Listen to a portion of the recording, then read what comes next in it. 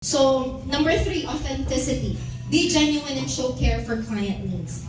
Alam nyo, meron akong tip dito sa authenticity. Bakit laging lumalabas kay Miss Lee yung pag-authentic ko?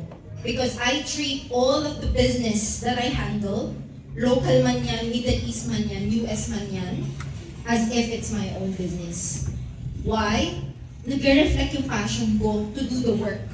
Nag-reflect yung passion na katulad ng sabi ni MD, you have to have a mindset of being a business owner dito sa business na to. Because if not, parang feeling lang nila, nag-hire lang sila ng someone. You're getting my point, guys?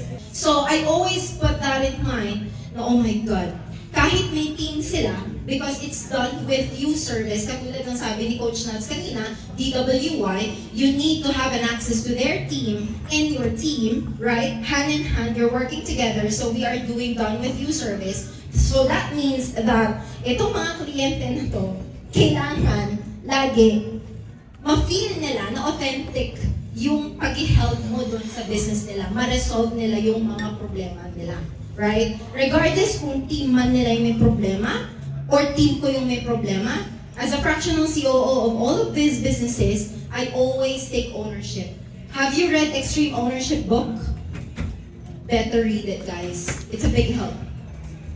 Extreme Ownership, we need to say, if you're a leader, whatever happens, kung sino man na nagkamali sa kumpanya niya, or sa company ko, yung team ko yung may mali, I will take ownership on that, and that will show the authenticity of me being a partner, a business partner of that business.